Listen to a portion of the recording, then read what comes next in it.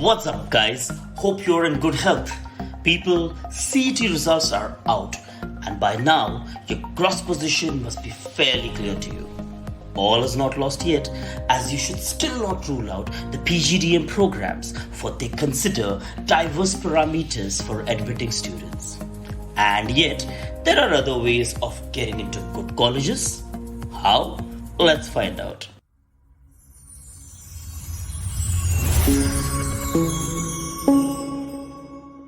Guys, there's a silver lining to every cloud, and today we bring you this flash in the form of linguistic minority seats, the much touted and talked about IELTS seats, and the vacant after-cap seats. So let's dive deeper by beginning with linguistic minority quota. So what exactly is this? It is a language-based quota where you have to provide a documental evidence that either of your parents speak the language. For example, SIESCOMS is a Tamil minority college. So if either your mother or father is Tamil and you have a documental proof such as a domicile certificate, or at max, you just have to submit a 100 rupee affidavit stating your linguistic background at the time of applying. As per the law, minority colleges are allowed to fill a whopping 51% of the seats with students from that linguistic minority.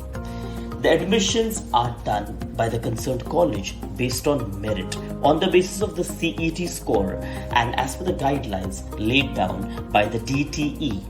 So, if there are 60 minority seats in the college and 100 people have applied, the top 60 would get in.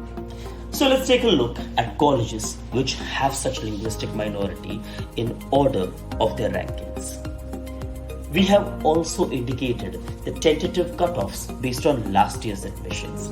Of course, the list is endless, but it makes no sense to go beyond the top 20 colleges for MMS in Mumbai. So, how do you apply for these seats?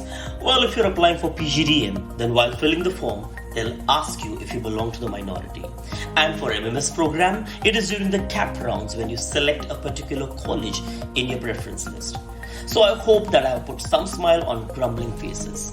Well, let's extend that smile even further. What if you don't belong to a linguistic minority? Then there is IELTS, institutional level seats. What is this now?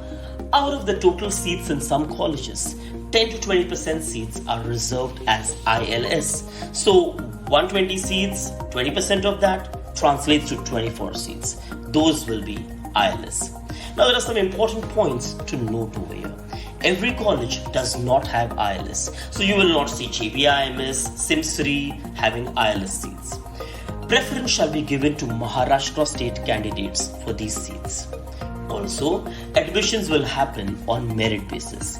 So it's like if my college has 24 seats available for IELTS and 100 people apply, then the top 24 will get admission. All candidates will be treated as general category for IELTS. So the fee you pay is the normal fee for an open category student. Now let's see the process to apply for these seats. Since your CET results are already out, the DTE will open links for online registration and physical document verification. I wonder how they'll do this during the lockdown period, but this is what happens every year. So all of you will have to fill in the link and book your dates for document verification. After this is done, a provisional merit list will be out, post which a final merit list will be out giving you your state merit number.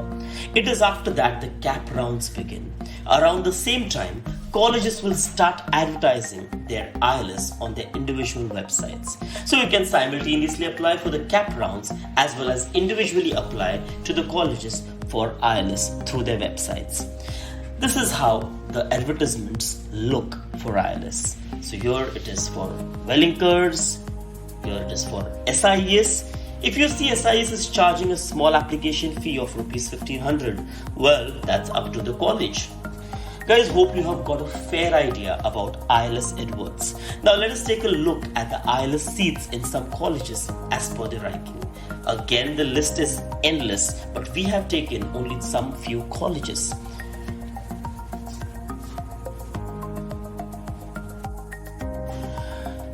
So guys, you have to be extremely cautious and alert for the adverts of these colleges. So keep an eye on their websites and keep in touch with them during the cap round process. Coming to the third thing, vacant seats after cap. What is this? Well, it means that the seats of a college, when they are not filled through the cap rounds due to whatever reasons, then the college will again advertise on their website for filling such seats. Again, that will be done on merit basis as per DTA guidelines. Sometimes colleges advertise ILS and these vacant seats after cap together. Let's look at this advert of Chetana College. Do you see both the things mentioned there? Well, so long story short, keep an eye on the college websites and keep irritating them with calls. So guys, hope that puts some shining rays onto your faces. We wish you all the best and I shall keep you updated of the latest happenings. Until then, like, share and subscribe. Peace.